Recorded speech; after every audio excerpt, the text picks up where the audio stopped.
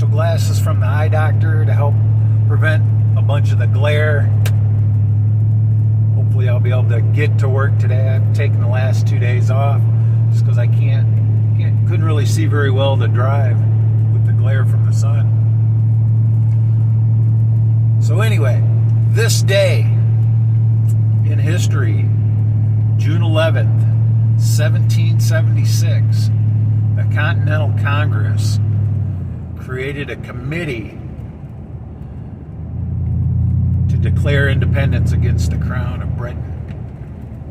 Pretty important day, I think. What's that got to do with anything? I don't know. Read into it what you will. But anyway, a lot of things in history have got me thinking lately, what correlates, what's going on, that's similar to things in the past. How are we being affected by it? What are we going to do about it? It seems to me like we've got inflation coming. We've just had this huge health issue, whether real, planned, blown out of proportion, whatever, doesn't really matter. It's happened. What happened, 100 years ago, about the same time? Well, you had the Spanish flu, killed a ton of people. At least that's what we're told.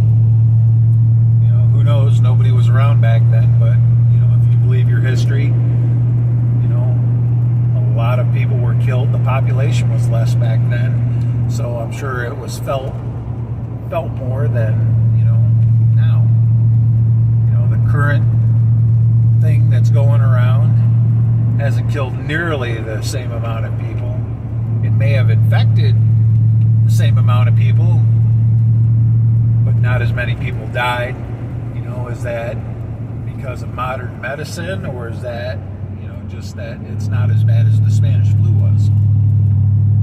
I don't know. Not a doctor. Don't claim to be one. I just know there are so many things that we're really not affected by, like our forefathers were. Or people in third world countries, or countries where they just don't have access to the medical resources like we do, or sanitation for that matter. They still push tetanus shots here, but when was the last time you heard of someone getting lockjaw in America? I haven't really heard of that. Gangrene. When was the last time you heard of somebody getting gangrene? Generally, in the States, if someone gets gangrene, it's because they've neglected a wound themselves. It's something that's still kind of treatable, to a certain extent. So, a lot's changed over the last 100 years. A lot, even more has changed in the last 200 years since that Declaration of Independence was written out.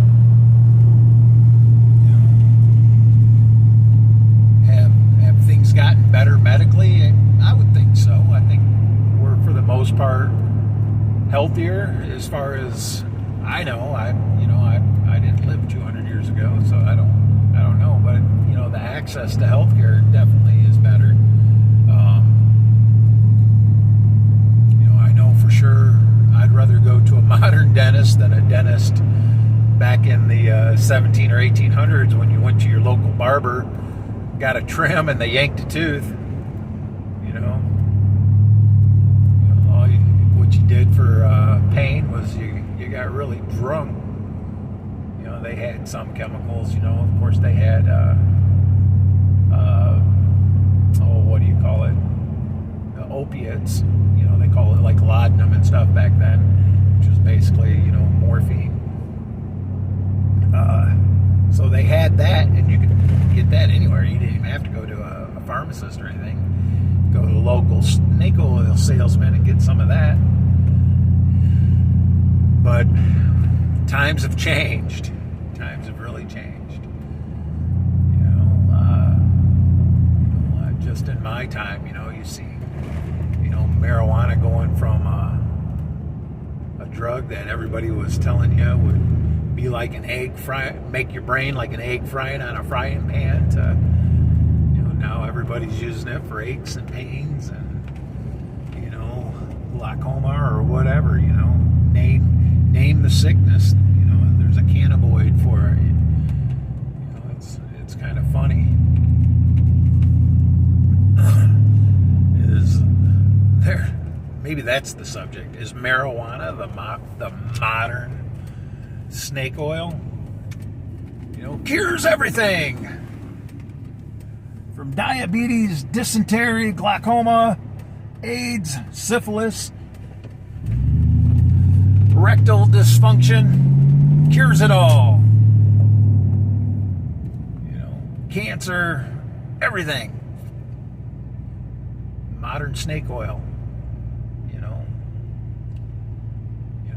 You've got an excuse to get high, man. Awesome. Only in America. Are things better? We've freed ourselves from the crown, and then we created a new, better government, which has morphed into something similar to the crown. It's kind of crazy.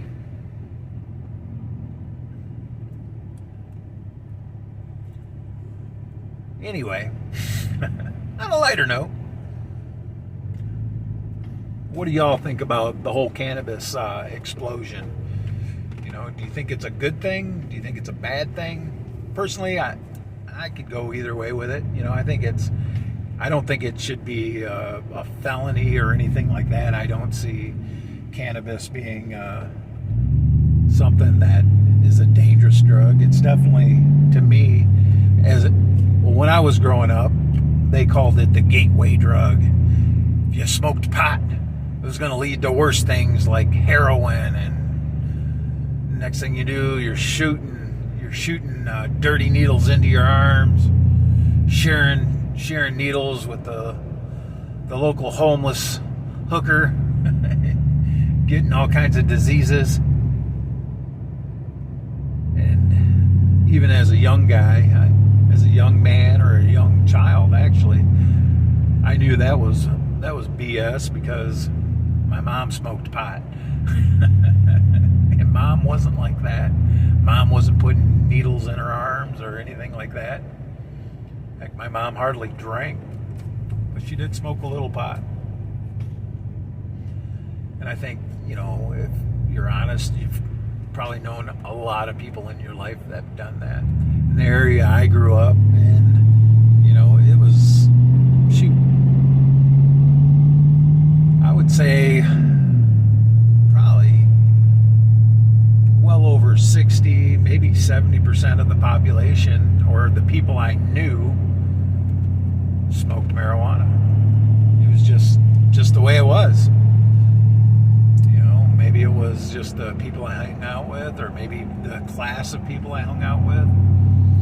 But I don't know. It's always been around since I was a kid.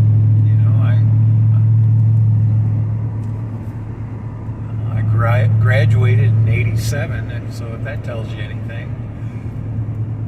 But those years, it was super illegal, and everybody was still doing it. Nobody lied about doing it, like, it helps with my cancer or my glaucoma or my achy joints. No, they were smoking it to get high. Just like you drink beer or most alcohol, it definitely doesn't start, because it tastes so good. It's rare that, if you're honest with yourself, when you first start drinking, a lot of that stuff does not taste good. You acquire a taste for it. That I'm sure of. But generally, you know, if you're honest, completely honest with yourself, the first time you take a drink of something, it's got alcohol in it, you're like, ah, what the hell's that? Unless it's been doctored up quite a bit. You know, and that's the thing. You know, marijuana's definitely not the gateway drug. I would have to say that alcohol's a gateway drug because it's always been acceptable to have a drink, to have a beer, to have a sip of wine. Next thing you know, you're a little tipsy. Somebody pulls out a joint. You're like, oh, hell, I'll hit that. Because why not? You know, your inhibitions are down. You know, you're feeling pretty good. Yeah, I'll hit that joint. Then you're like, oh, that feels pretty good too. Huh. Can't smell that on my breath. You know, it doesn't make me sad if I have too much of it. It makes me kind of mellow. You know, that's, you know, I'll keep trying that every now and then. You know, it's the gateway. Alcohol is the gateway drug. If you know, they tried it with prohibition to make alcohol illegal, it's not possible, you know, to stop people from doing stuff just by making it illegal.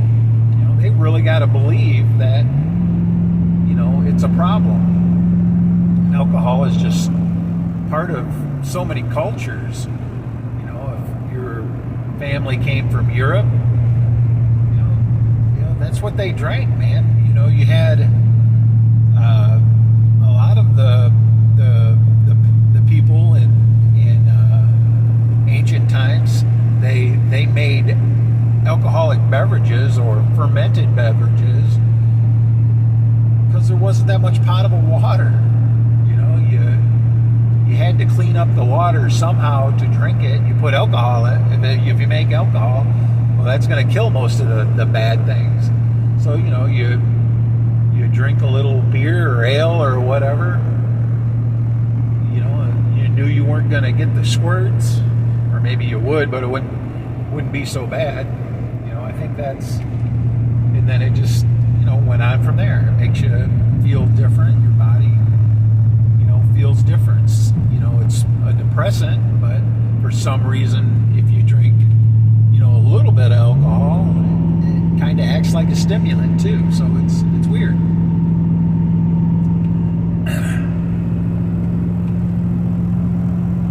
So, you know, things just change so much over the years. You know, I've been on this planet for, you know, almost 52 years now, and I've just seen so many things change. You know, whether it's, you know, marijuana, you know, being acceptable now, you know, to, I don't know, you know, you had free love back then. Now that's kind of went by the wayside. Now it's coming back, I guess. I don't know. It's, you know, you had, you know, people were all, you know, anti, you know, homosexuality. Now they're, you know, pro homosexuality, to one extreme to the other. You know, like, where's the moderation? I think that's the key, is moderation. You know, if you smoke pot and you do it in moderation, generally you don't have any problems. If you smoke pot to excess, you don't get anything done. You know, if you drink alcohol, moderation tends to be an okay thing. You can have a good time. If you drink it to excess, it just destroys your life. Sex, you know, a little bit of sex is great. If you let it run your life, you know, you get into porn or whatever, it just escalates to all kinds of weird stuff. And next thing you know, it'll destroy your life. You know, it's crazy, you know, but it's simple. It's as simple as that, you know. Moderation is key. You know, doing dangerous things in moderation is kind of fun, you know. You got a limited risk. It's still risky, like riding a motorcycle. You know, it's risky, but if you do it responsibly, you know, you wear the right gear or whatever, it's pretty safe. You know, I definitely see more people in the papers getting in car accidents than motorcycle accidents. You know, the percentage of car accidents to car drivers is, you know, I don't know if it's greater than motorcycle accidents to motorcycle riders, but definitely seems like it to me. If somebody knows the statistics, drop that down in the comments. I'd appreciate it. You know, so moderation. You know, government in moderation isn't horrible. You know, government in excess, well, then you gotta do something about it. So government like marijuana, one extreme to the other. You know, absolutely no government, you know, seems like the best thing ever, but you know, you just got too many people that aren't going to volunteer to, you know, pitch in for roads and, you know, stuff like that. You know, I'm going to do what I want to do. Y'all can kiss my butt. You know, fisticuffs occur. But, you know, a little bit of government, you know, hey, you know, yeah, you can do what you want as long as you're not screwing with someone else's, you know, freedom. It's okay. You know, I get that. So I think that's the thing. You know, if we could get our government to go to be more to a state of moderation, to reduce its reach, I think we'd be better off. You know, some things should only be, you know, in certain areas, like let municipalities, you know, make up their mind what they want to have and what they want to have legal or illegal in their local areas. You know, like you may live in an area where, you know, marijuana is totally cool, nobody's got a problem with it, you know. Could be totally legal in your area. Or you may live in an area where, you know, marijuana's been nothing but a problem for your community and you want it illegal in your community. Well, then that's fine. You know, keep big government out of it. You know, small government can take care of, you know, most things. You know, everything doesn't need to be a felony. You know, I think that's gone crazy too. You know, you got, you know, one extreme to another. You know, our country was super free. You know, you could get away with doing all kinds of stuff, but now pretty much everything you do ends up being a felony. It's like, holy cow, man. Do you deserve a felony for having a joint in your car? No, but if you're charged federally, man, that's just as bad as having heroin in your car. You know, it's crazy. You know, moderation, you know, for everything. Laws,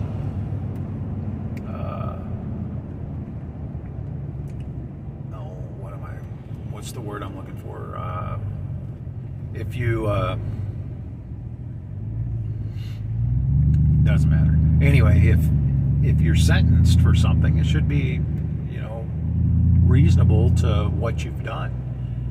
You know, let's say you've been a criminal or you've been arrested so many times, you know, and you know, there's a 3-strike rule. Well, the third time you get in trouble, you're desperate, you know, you steal a candy bar or something to eat or whatever. Next thing you know, you're getting charged for a third crime. Seems a little extreme to spend the rest of your life in prison for that. You know, sex crimes, you know, pedophiles and that, throw the book at them. But, you know, if you've got a 18-year-old kid that started dating his girlfriend when he was 16 and, you know, she was, you know, 13. Next thing you know, he's 18 and she's 15. Now he's a pedophile and he can be charged if, let's say, her parents decide they don't like him, or they have a falling out. His girlfriend decides, she's got a case of the ass at him.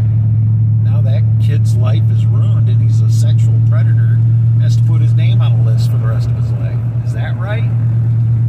Man, especially in 3 more years when she's 18 and he's, 21. It's totally cool for them to be in a relationship. Moderation, common sense. I don't think common sense is common anymore. There's just, you got to be able to look at things and go, well, this doesn't fit within, the lines. This is over here a little bit. You got to take exception to that. I think that's what's gone wrong. And then every time someone makes a mistake, as far as a legal mistake or whatnot, no one wants to admit that they were wrong or that it's wrong. So they just double down. And that's a problem. Boy, I just got into a downer mood. Anyway, Declaration of Independence. Woo!